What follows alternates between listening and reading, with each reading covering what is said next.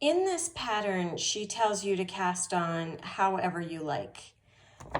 I am going to show you some samples. This is a sweater I knit last year, and I used the long tail cast on.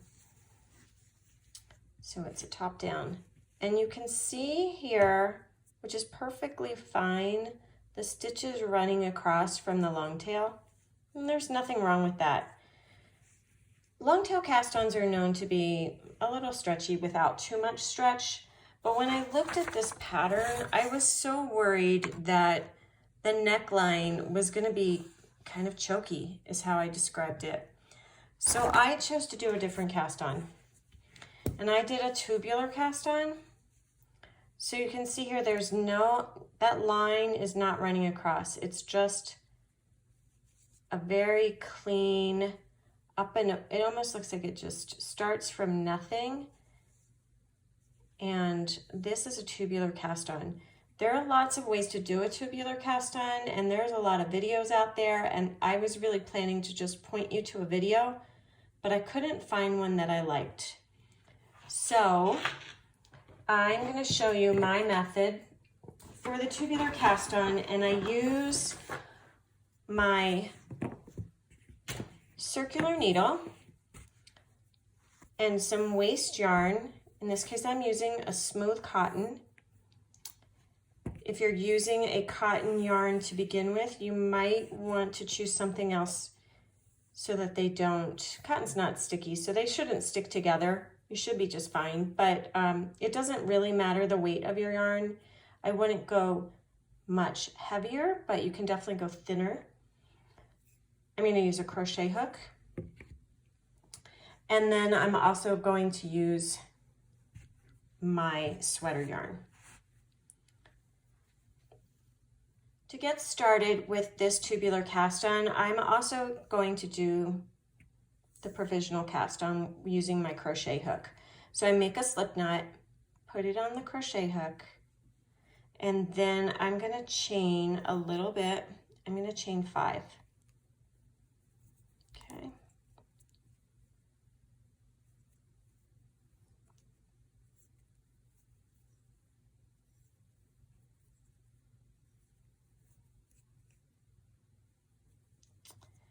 Okay, and now I'm going to start casting onto my needle. And to do that, I'm going to take the crochet hook and put the needle behind it, take my working yarn behind the needle, wrap it around the crochet hook, and pull it through. And again, the needle is behind the crochet hook, wrap it around the crochet hook, and pull it through, bring that yarn to the front, and then wrap it around both the needle and the hook. Sorry about that.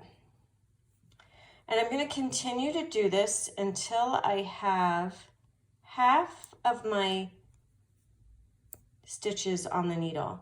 So that means if I have 96 stitches that I need to cast on, I'm going to put 48 with my waste yarn on to the needle. And I'm not going to bore you with watching me do that. So I'm going to pause this video and come back. Okay, so now I have my 48 stitches on my needle, and at the end, I chained a bunch more. I think I did about 10. I want it to be longer than my initial chain. And now I'm going to cut the yarn.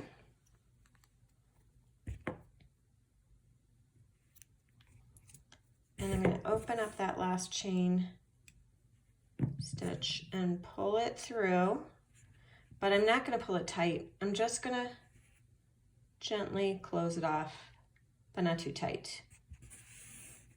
And now our next step is that we're going to take our working yarn. This has got a little knot in it, so I'm going to cut that out.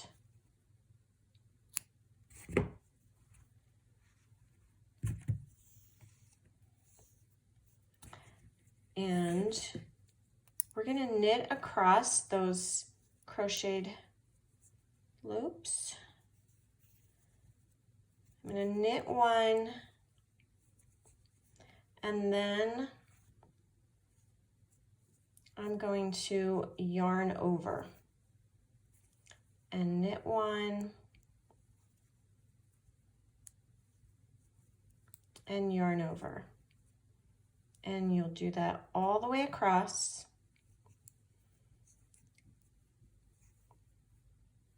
Knit one, yarn over. I'm going to pause the video and I'll come back. Okay, so now I've got all of my stitches worked, and I now have double the amount, so I have my full cast on amount, and I'm going to start knitting in the round.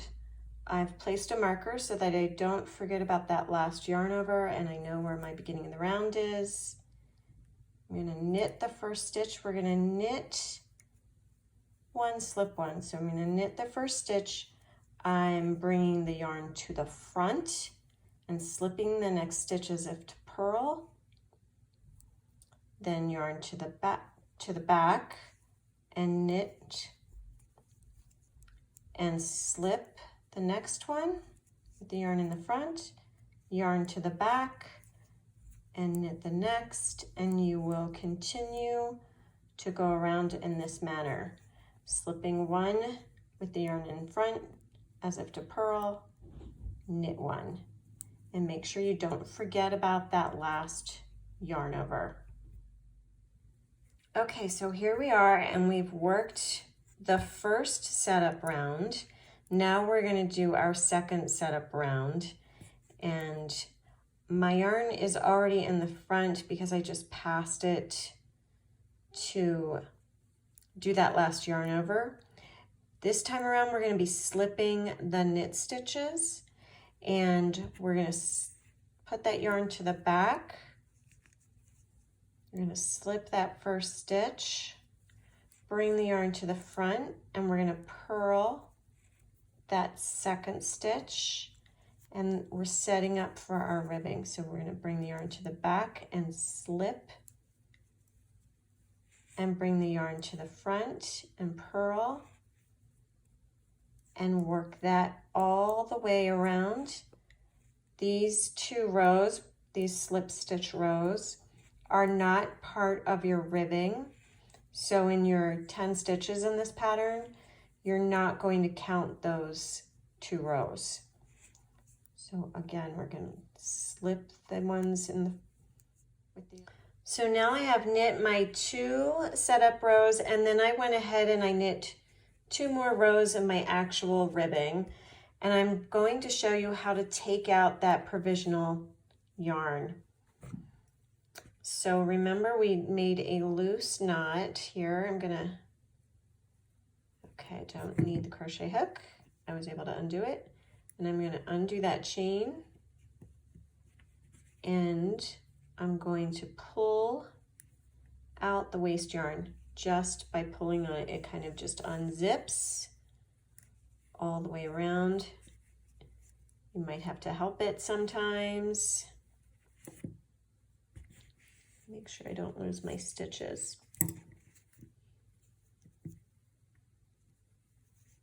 But it's going to pull all the way out. This is why you want a slick yarn. Cotton yarns are good.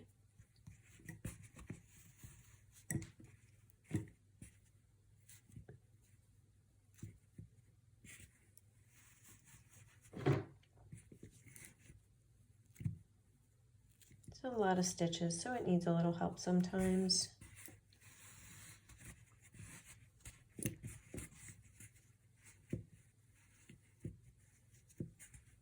Undo a few. There we go. Zipping right through.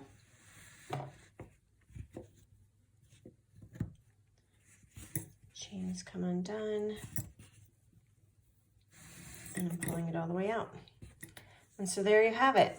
That is a tubular cast on in the round using a provisional cast on with waste yarn and a crochet hook. And what I really like about this is not just the nice finished edge, but also for a neckline, it's nice and stretchy.